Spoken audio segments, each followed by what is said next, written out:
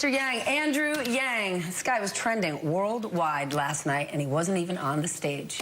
Well, the great thing about this campaign, Stephanie, is we've outperformed expectations at every level. We've been the most consistent growth story in the whole campaign.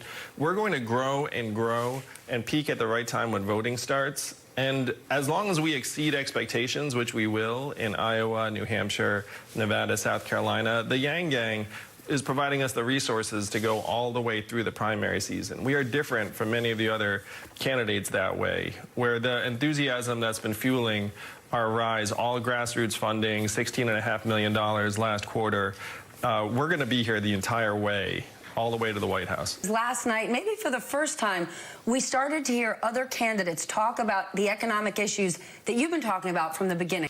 Yeah, one of the jokes we told Stephanie is that I'm either going to become president or the other candidates are going to sound a whole lot like me. But I think you're just going to become president because even when he doesn't attend the debate, he still wins the debate, which is pretty amazing.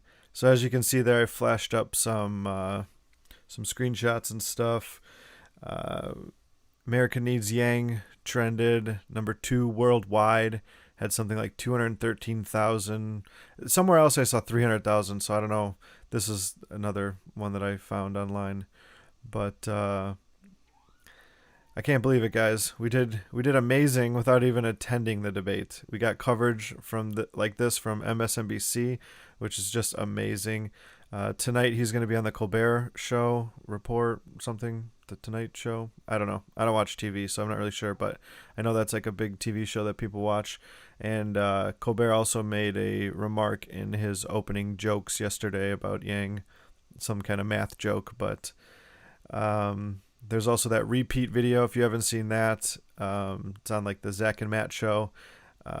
Super awesome video. They just went through and showed all the times that Pete says the exact same thing as Yang does, like months later, you know. So yeah, the candidates are starting to sound like Yang. I didn't watch the debate last night. I boycotted that thing because I don't know. Those other candidates don't stand a chance against Trump, and everybody knows this. We all know this. Van Jones basically said it on TV. They don't excite anybody. They're not exciting people, you know.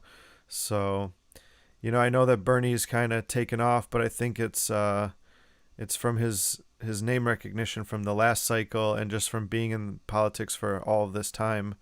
But to me, Bernie doesn't offer any kind of solutions. He's a very problem-pointing person. This is the problem, this is the problem, this is the problem. We all know that's the problem. He's still talking about 1%, like it's Occupy Wall Street, and we're still having rallies in New York. He's 10 years behind the curve, you know, and he doesn't have any solutions for the future. So I see why he's kind of the front runner now, because he's got that name recognition. People know about him. He's talking about problems and people can relate. Yeah, those are the problems, but I don't know what his solutions are. You know, he talks about getting like a government job, but that doesn't help caretakers or women that want to stay home with their kids, or, you know, people that are trying to find a different path other than just get a 9-to-5 job. I think we have the opportunity to finally break free of this, like, you know, go to school, get good grades, go to college, get a degree, get a 9-to-5 job, and work every day of your life, you know, 8 hours a day trying to stay busy at work so your boss thinks you did something, so you can get a paycheck, so you can spend the weekend watching sports and drinking beer. I think that's just, it's not the mold that I'm trying to live, and I don't think millions of Americans are trying to live that mold. So I think with Yang and the $1,000 a month, I think it's going to give freedom to a lot of creatives, a lot of you know, like YouTubers. There's a million different people, musicians, artists, volunteers, caregivers, stay-at-home moms, and just like Andrew says, people that are in like abusive relationships. It allows them to like get out of their relationship and have a leg to stand on, to get their feet together, to get something going in their life, you know. I think this would just help so many people. It's insane. So, and I just don't see any solutions that help people. I think Yang is the first one who's come out and said, this is how I'm going to help the people have a better life. And without Yang on the stage, there's nobody else saying, this is how I'm going to make the people have a better life.